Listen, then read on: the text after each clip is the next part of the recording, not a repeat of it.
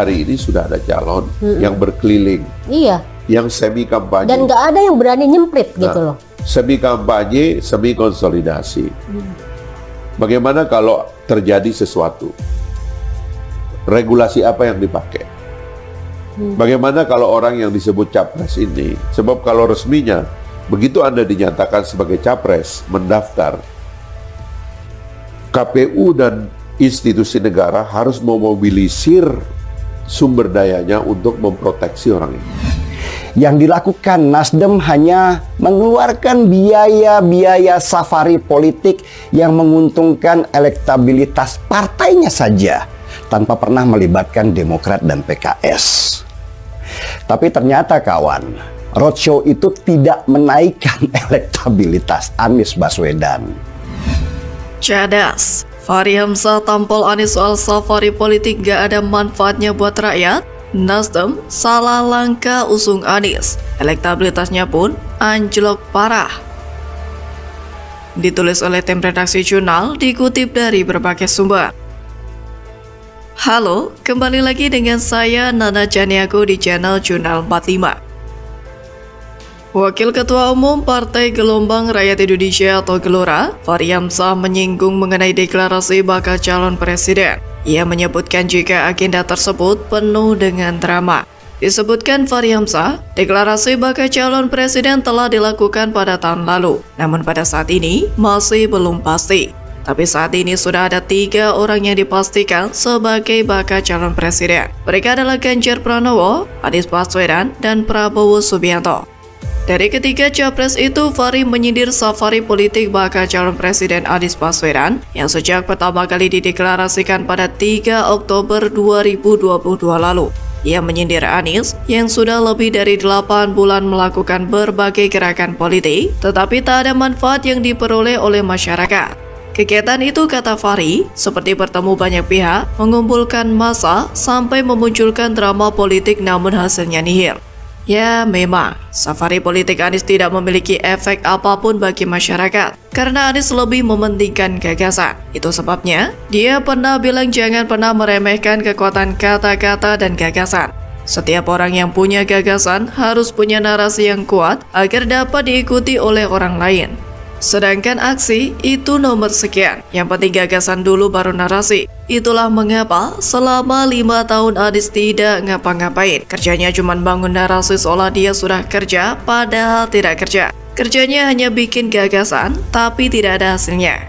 Wajar kalau Jakarta tidak banyak melakukan pembangunan dalam 5 tahun terakhir. Ternyata karena narasinya belum selesai disusun. Gagasan dan narasinya harus dibikin dulu, lalu didiskusikan, dievaluasi lagi, kemudian dirapatkan, diperbaiki lagi, dipelajari lagi, lalu dibahas dalam rapat lagi, begitu seterusnya sampai lebaran kuda.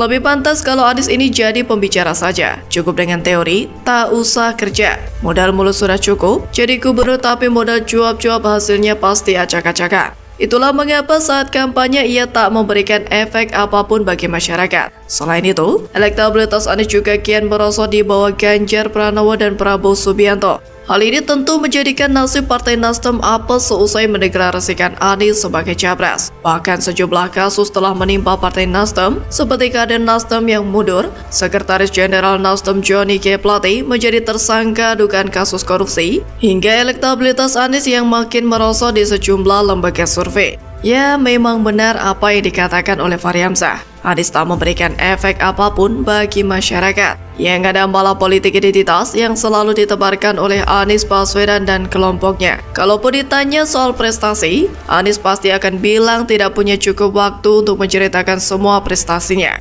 Jadi silakan renungkan, apakah Indonesia mau dibangun atas dasar gagasan dan narasi yang tidak memberikan manfaat bagi masyarakat? Apakah bisa negara jadi maju kalau aksi ada di nomor sekian? Rakyat mau disuguhi dengan mimpi dan mulut mau disampaikannya. Yang penting, rakyat dibuai dengan mimpi indah, negara mau gimana ya terserah.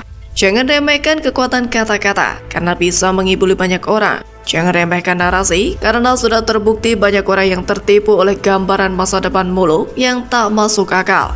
Jadi kesimpulannya, jangan terlalu percaya dengan safari narasi yang dibuat Anies dan tim hurinya. Banyak manipulasi, banyak drama murahan, gak bermanfaat juga bagi masyarakat. Aslinya, Anies ini memang gak bisa kerja. Jadi, bagaimana menurut Anda?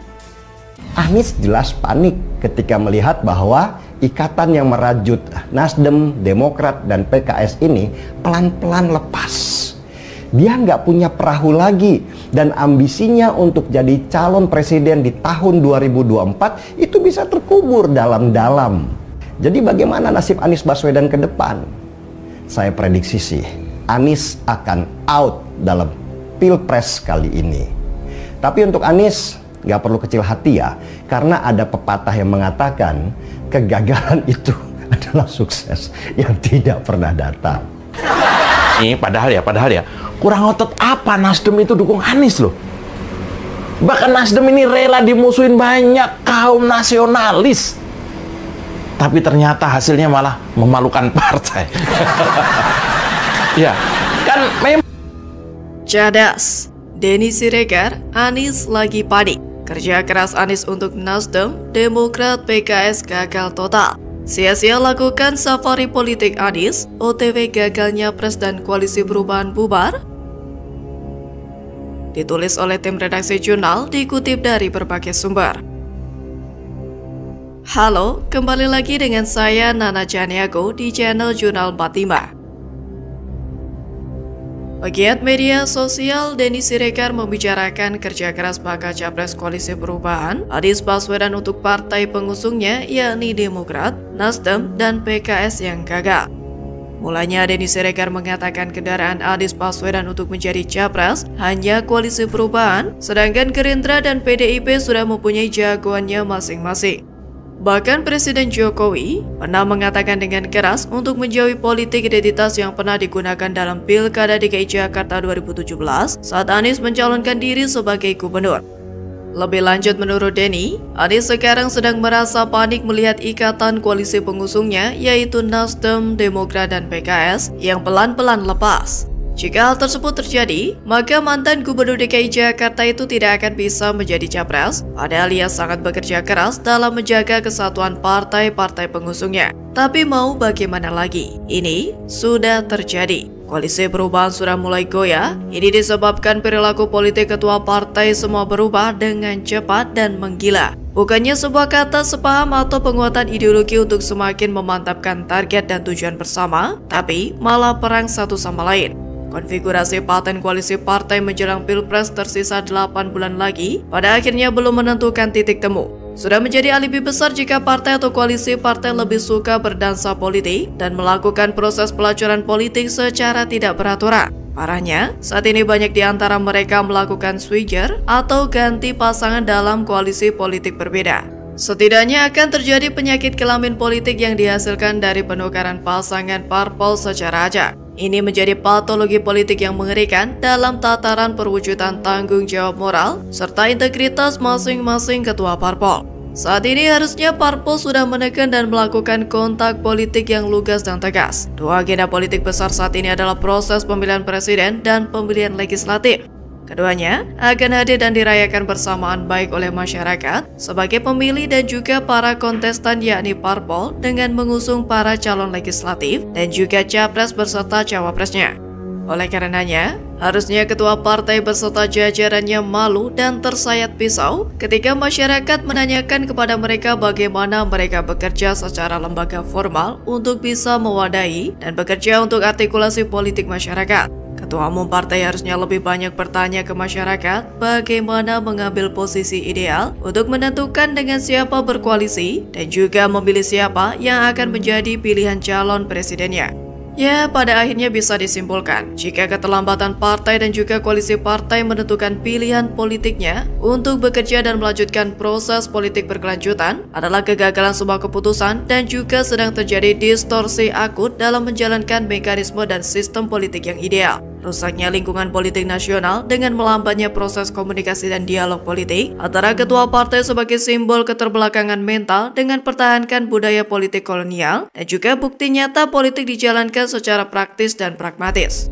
Jadi, bisa dibilang Anies sudah mulai ditinggalkan oleh partai pendukungnya. Dia sedang pusing 7 keliling, sudah keliling Indonesia tapi malah gak dianggap. Percaya pada politisi atau elit partai, mungkin malah bisa menjadi bumerang buat kans Anies, karena kita tahu, orang ini diusung agaknya buat dimanfaatkan saja, bukan karena punya kemampuan dan kans buat menang Pilpres 2024.